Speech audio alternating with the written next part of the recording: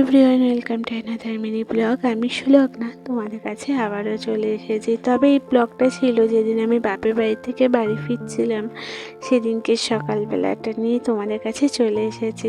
তো সেদিনকে সকালবেলায় একটুখানি ওই বাড়ির চারপাশটা ঘুরতে বেরিয়েছিলাম, আমি আর আমার হাজব্যান্ড আর আমার ছেলে মেয়েকে নিয়ে। কারণ প্রকৃতিটা না এত সুন্দর লাগে, এত ভালো লাগে। আর শীতকালে তো প্রকৃতির আলাদা রূপ থাকে, আর রোদের মধ্যে বেশ ভালো লাগছিল ঘুরতে। তবে আমার জানা ছিল না, জেঠু বললো এখানে নাকি প্রচুর সাপ আছে। তো শুনে আবার চলে এসেছিলাম। তো এখানে দেখো, তোজো আবার এখানে গাছেও উঠেছে, গাছে উঠে দুটো একটা ফটো তুলেছে, এই দেখো। তারপর বাড়ি ফিরে দেখি বাবার বেগুন গাছে কি সুন্দর ফুল ফুটেছে, বেগুন হবে। আমার ছেলে মেয়ে তো এরকম দেখেনি, প্রথম আর কি দেখলো। তো বেশ ভালোই লাগছিল দেখতে। কিন্তু আমি তো রেডি হব, তার জন্য তাড়াতাড়ি করে খেয়ে নিচ্ছিলাম, বাড়ি ফিরবো, গাড়ি আসবে, তার জন্য তাড়াতাড়ি করে খেয়ে নিচ্ছিলাম। আর ওইদিকে প্রত্যেক দিনের মতন দেখো, আগে তো তোমাদের ব্লগে দেখিয়েছিলাম যে চাষ হবে বলে জল আর কি দেওয়া হচ্ছিল জমিতে, সেরকমই আজকেও দেওয়া হচ্ছে। এই যে জল যাচ্ছে জমিতে, চাষ হবে বলে। তো আর এর থেকে বেশি কিছু ব্লগ করতে পারিনি, ভিডিও করতে পারিনি, কারণ সেদিনকে খুব তাড়াহুড়ো থাকেই যেদিনকে বাড়ি ফিরবো, তার জন্য। তারপর দেখো আমি রেডি হয়ে গেছি। এই চুড়িদারটা আমাকে আমার ভাইফোঁটায় আমার বড়দা আমাকে গিফট করেছিল। তো এই চুড়িদারটা আমি বানিয়েছি, তো ভালোই লাগছিল পরে। তোমাদের কেমন লাগলো আমাকে জানিও প্লিজ।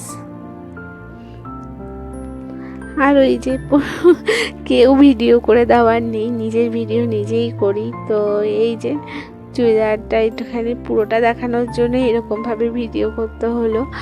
আর এবার আমি বাড়ি ফিরবো,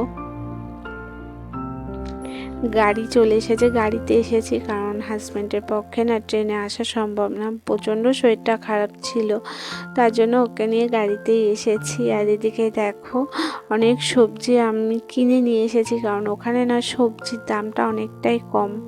তার জন্য ভাবলাম যে আর হাজব্যান্ডকে বাড়িতে এসে আবার বাজারে যেতে হবে, তার জন্য ওখান থেকে কিনে নিয়ে আসলাম। আর এই যে এনাকে দেখছো না, এনাকে আমি যেদিন গেছিলাম সেদিনকে একটু খেতে দিয়েছিলাম, তার জন্য সে আমার বন্ধু হয়ে গেছে। তো তিনিও আমাকে কতটা দেখো এগোতে এসেছে।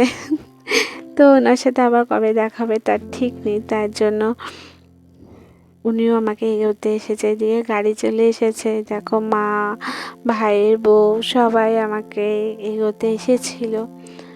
তো সবাইকে বিদায় জানিয়ে বাড়ি ফিরছি।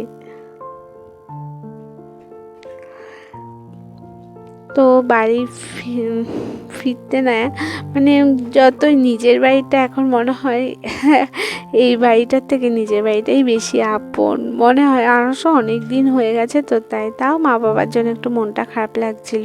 তো বাড়িতে এসে সবজিগুলোকে সুন্দর করে গুছিয়ে রাখছিলাম। তো বাবা দেখো কত সবজি আমাকে কিনে দিয়েছে, যাতে হাজবেন্ডের আবার বাজারে না যেতে হয়। শরীরটা তো প্রচণ্ডই খারাপ ছিল, তো উনিও আমার সাথে একটু একটু হেল্প করছিল।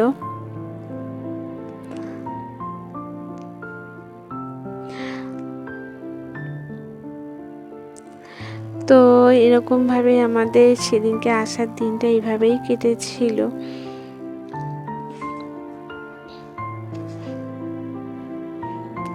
আর এদিকে মা আমাকে সব রান্না করে দিয়েছে, যাতে বাড়িতে এসে আমাকে রান্না করতে না হয়। ডাল, মাটন, ঝোল এগুলো সব করে দিয়েছিল, আমাকে দুদিনই আর রান্না করতে হয়নি।